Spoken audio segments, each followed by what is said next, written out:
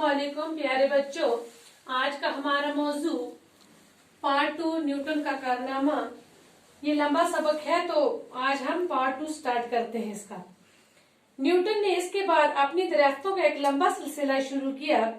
रोशनी पर तजर्बे करते हुए उसने बताया कि सफेद रोशनी दरअसल 7 रंगों की रोशनी का मरकब है। ये जो सफेद रोशनी है ये दरअसल कितने रंगों से बनती है?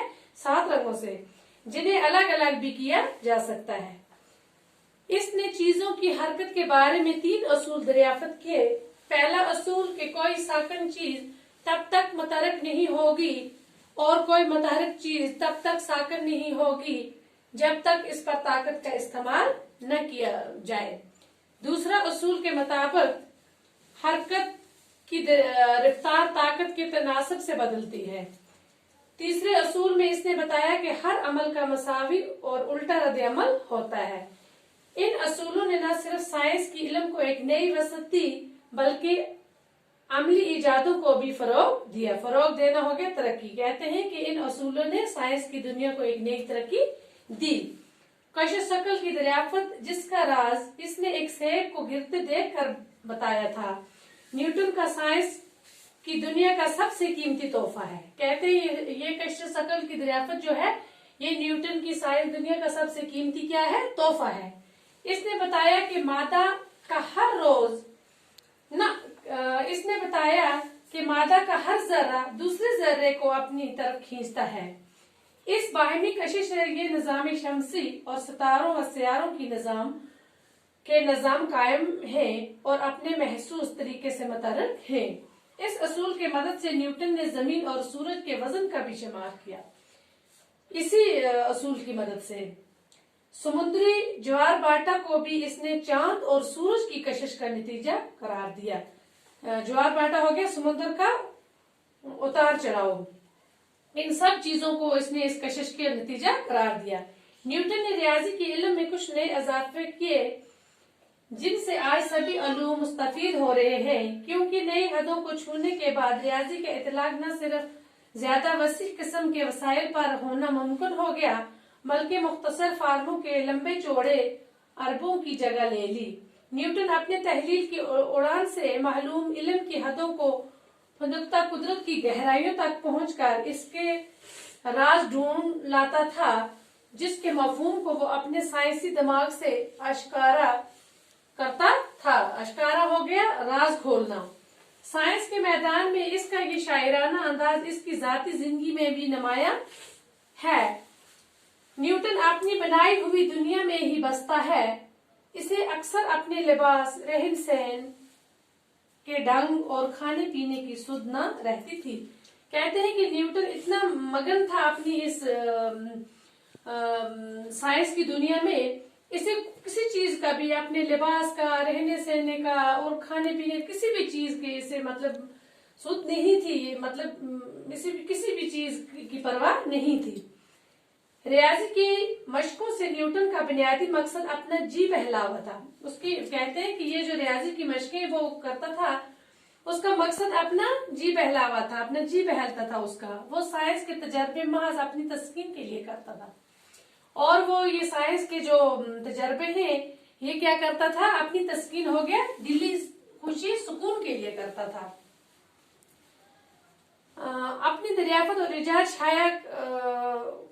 शाया करने का शौक न था। इसे उस अपनी दरियाफ्तों और इजाद करने की शौक नहीं थी बल्कि ये अपने सुकून के लिए, दिली खुशी के लिए करता था, क्योंकि इससे जानकारियों की तादाद में इजाफा होता था। वो कहता था कि इससे जानकारियों की तादाद में क्या होता है? इजाफा होता है।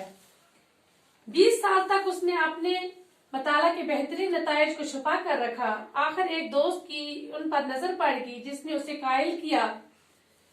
कहते हैं कि इसने अपने ये अपने मताला बेहतरीन नताइज जो छुपा के रखे थे, ये जो इजादें थी, तो एक दिन इसने क्या किया? एक दिन इसकी दोस्त की उन पर नजर पड़ गई और उसने भी कुछ जिम्मेदारियां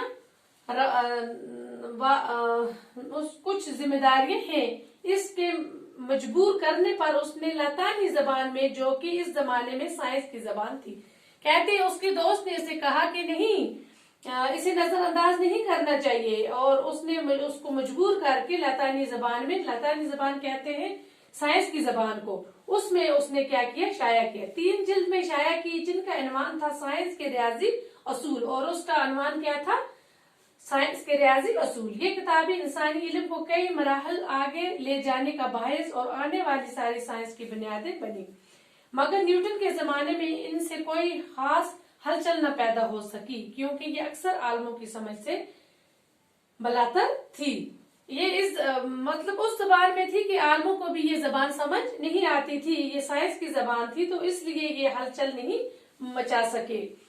साइंसदान के तौर पर अपने कमाल अरूज तक पहुंचकर न्यूटन का दिल साइंस से भर गया और उसे सियासी दरबारी पोजीशन की ख्वाहिश हुई। कहते हैं कि न्यूटन का ये जो साइंस के कमाल को अरूज तक पहुंचाया, बहुत आगे निकल गया, तो अब उसका जी भर गया था। अब वो क्या चाहता था कि सियासी दरबारी पोजीशन की ख्वाहिश उसे हो रही थी। उसने जेम्स डॉयल की हुकूमत की मुखालिफ की और उसकी हुकूमत के हाथमा और विलियम मैरी की तख्त नशीनी के बाद नया दस्तूर बनाने वाली कमीशन का मेंबर बनाया, मगर बादशाह न्यूटन की सियासी काबिलियत से मुतासर न हुआ और उसे महज एक फलसफी ही समझता रहा। कहते हैं कि वो ये जो बादशाह था वो न्यूटन के कारनामों से खुश नहीं हुआ, उसकी काबिलियत से, वो उसे एक फलसफी समझता रहा, वो उससे किसी भी चीज से मुतासर नहीं हुआ। न्यूटन 61 साल की उम्र में साइंस एकेडमी का सदर बन गया। क्या बन गया? साइंस एकेडमी का सदर। 2 साल बाद वो सर के खिताब से भी नवाजा गया। अब वो इंग्लैंड की ऊंची सोसाइटी का मेंबर बन गया। ऊंची सोसाइटी में न्यूटन का ज्यादा देर तक रास न आई। दौलत और दिखावे की दुनिया साइंस की दुनिया से बेहतर ना हो सकी। कहते हैं कि वो बहुत ऊंची सोसाइटी का मेंबर भी बना, मगर उसे ये दौलत रास ना आई। वो कहता है कि साइंस की दुनिया दौलत की दुनिया से बेहतर साबित ना हो सकी। दौलत की दुनिया, दिखावे की दुनिया साइंस की दुनिया से बेहतर साबित ना हो सकी, और उसने महसूस किया कि दरबार होना साइंसदान बनने से बेहतर है।